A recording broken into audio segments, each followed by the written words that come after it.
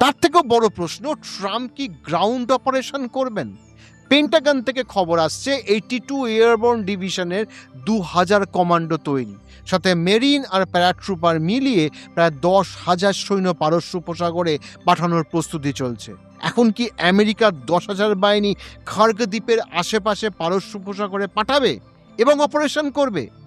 Hormuz এবং খার্গ আইল্যান্ডে action হতে পারে, এই ধরনের আলোচনা বারবার সামনে আসছে।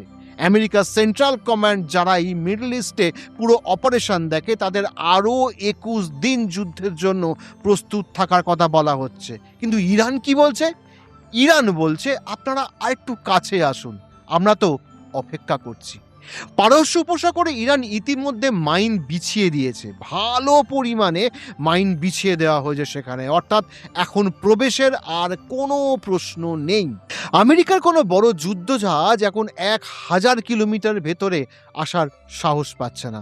জেরাল্ড আর ফোর্ট তো মেরামতের জন্য 16 মাসের জন্য হাওয়া হয়ে গেছে, আর আব্রাহাম লিঙ্কন 1000 কিলোমিটার দূরত্বে দাঁড়িয়ে আর বেশি দূর এগোতে পারছে না, কারণ সামনে গেলে কখন কোন মিসাইল তার ওপর এসে পড়বে তার কোনো নিশ্চয়তা নেই। তাই তারা ওটিকে বাঁচিয়ে নিয়ে বেড়াচ্ছে, অর্থাৎ আব্রাহাম লিঙ্কন বাইরে আছে।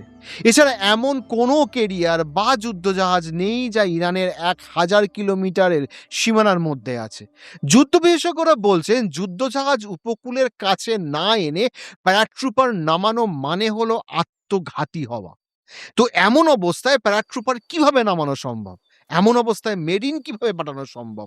আমেরিকা যখনই পারস্য উপসাগরে কোনো স্থল অভিযান করবে, বা খার্গ দ্বীপের আশেপাশে করবে, বা কেশাম দ্বীপের আশেপাশে করবে, তখন তাকে ইরানের উপকূলের কাছে নিজের যুদ্ধজাহাজ রাখতে হবে। এটি সম্ভবই নয় যে আপনি যুদ্ধজাহাজ 1000 কিলোমিটার দূরে থাকবে আর আপনি প্যারাট্রুপার নামিয়ে দেবেন।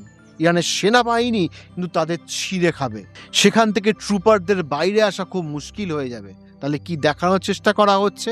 আমরা খুব বড় বড় হামলা করব, গ্রাউন্ড অপারেশন করব। এমন পরিস্থিতিতে কি গ্রাউন্ড অপারেশন করবে আমেরিকা? এবং ট্রাম্প কি চাইছেন?